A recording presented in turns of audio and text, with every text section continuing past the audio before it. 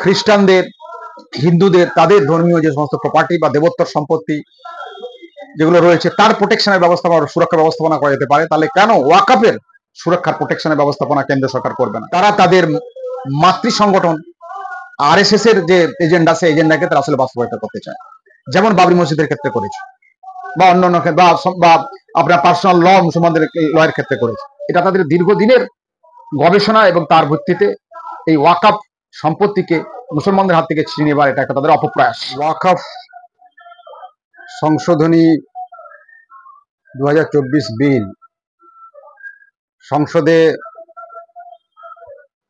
পাশ করানোর জন্য বর্তমান কেন্দ্রীয় সরকার অধীর আগ্রহে অপেক্ষা করে রয়েছে। এই সরকার চায় ওয়াকাফ বিলকে আইনে পরিণত করে মুসলমানদের কাছ থেকে ওয়াকাফ সম্পত্তিকে আসলেই ছিনিয়ে নিতে চায়। যদি এটা আইনে পরিণত হয়, যে ওয়াকাফ সম্পত্তি সারা ভারতবর্ষে আছে তার বেশিরভাগ অংশ মুসলমানদের হাতছাড়া হয়ে যাবে। ওর মধ্যে তিনটে জিনিস আছে খুব মারাত্মক: ওয়াকাফ বাই ইউজার, ডিলিমিটেশন এবং এই বিষয়ে যে সমস্যার মধ্যে মুসলমানরা পড়বে, আর ওয়াকফ বিল আওলাদ, এই তিনটের উপরে আঘাত করে সম্পত্তিগুলোকে অ্যাকচুয়ালি মুসলমানদের কাছ থেকে ছিনিয়ে নিতে চায়।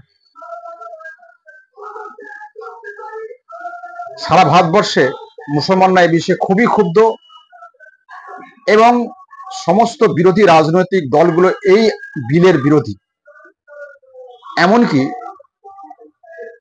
যারা বর্তমান এনডিএ সরকারের সহায়তা করছে, চন্দ্রবাবু নাইডু বা নীতিশ কুমার, তারাও এই বিলের বিরোধী হবে বলে আমরা আশা করছি। তাদের সঙ্গে যোগাযোগ অল ইন্ডিয়া মুসলিম পার্সোনাল ল বোর্ড লিডাররা করছেন। অল ইন্ডিয়া মুসলিম পার্সোনাল ল বোর্ডের নির্দেশ মোতাবেক সমস্ত ধর্মীয় এবং সামাজিক সংগঠন যা মুসলমানদের মধ্যে আছে তারা সকলেই নিজ নিজ জায়গায় অত্যন্ত সক্রিয় আছে। জামাতে ইসলামে হিন্দ সারা ভারতবর্ষে এ বিষয়ে উদ্যোগ নিয়েছে। পার্সোনাল ল বোর্ড যে প্রতিবাদ পত্র তৈরি করেছে সেগুলো যাতে জয়েন্ট পার্লামেন্টারি কমিটি, যৌথ সংসদীয় কমিটিতে সেগুলো ইমেলের মাধ্যমে সেন্ড করা হয় তার চেষ্টা করা হচ্ছে এবং ইনশাআল্লাহ কোটি কোটি প্রতিবাদ সেন্ড হবে বলে আমাদের আশা। জামাত সেই কাজে রয়েছে, তার কর্মীরা করছেন। দ্বিতীয় বিষয় হলো জয়েন্ট পার্লামেন্টারি কমিটি, যৌথ সংসদীয় কমিটির মেম্বার পশ্চিমবাংলায় যারা আছেন, নাদিমুল হক সাহেব, কল্যাণ ব্যানার্জি মহাশয় এবং জাস্টিস অভিজিৎ গাঙ্গুলি। তো আমরা নাদিমুল হক এবং কল্যাণ ব্যানার্জির সঙ্গে যোগাযোগ করেছি, তাদের কাছে আমাদের বক্তব্য তুলে ধরেছি এবং ওয়াকফ বিলের মধ্যে যে সমস্ত অবজারভেশন আমাদের আছে সেগুলোকে লিখিত আকারে তাদেরকে তুলে ধরেছি। জাস্টিস অভিজিৎ গাঙ্গুলির সঙ্গে আমরা যোগাযোগ করেছিলাম, তার সঙ্গে কথোপকথন হয়েছে, কিন্তু তিনি এড়িয়ে গেছেন, আমাদের সঙ্গে সাক্ষাৎ দিতে চাননি। এছাড়া অল ইন্ডিয়া মুসলিম পার্সোনাল ল বোর্ডের মিটিং কলকাতায় 10 তারিখে হয়ে গেল। কলকাতার প্রসাদ স্কোয়ার এন্টালির পাশেই সেটা খুব বড় ধরনের প্রোগ্রাম হয়েছে এবং অল ইন্ডিয়া মুসলিম পার্সোনাল ল বোর্ডের চেয়ারম্যান, জেনারেল সেক্রেটারি, লিডাররা ছিলেন। আমরা সেখানে ছিলাম, আমরা আমাদের বক্তব্য তুলে ধরেছি। এই প্রোগ্রাম খুবই সফল হয়েছে, যা গণমাধ্যমে প্রকাশিত হয়েছে, সোশ্যাল মিডিয়ায় প্রকাশিত হয়েছে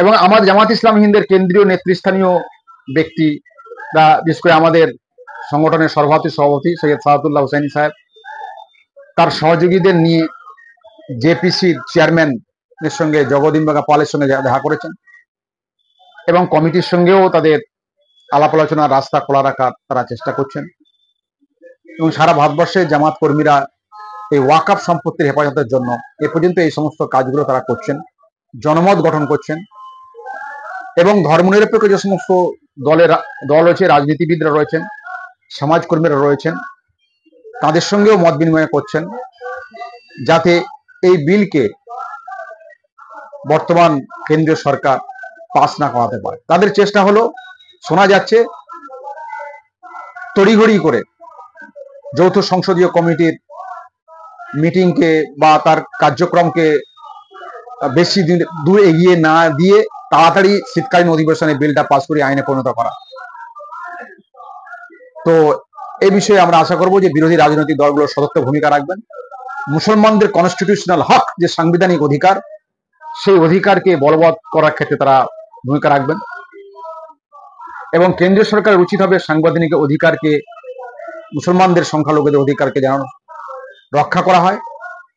যদি ওয়াকাফ বিল যদি সংসদে পাস হয়, তাহলে অল ইন্ডিয়া মুসলিম পার্সোনাল ল বোর্ড সে বিষয়ে অবশ্যই যা পদক্ষেপ নেওয়া সে পদক্ষেপ তারা নেবেন, আইনি পদক্ষেপ নেবেন এবং জনগণের কাছে তারা যাবেন, জন আদালতে যাবেন। তারা কি করবেন, তখন যা করবেন সেটা পরে জানা যাবে।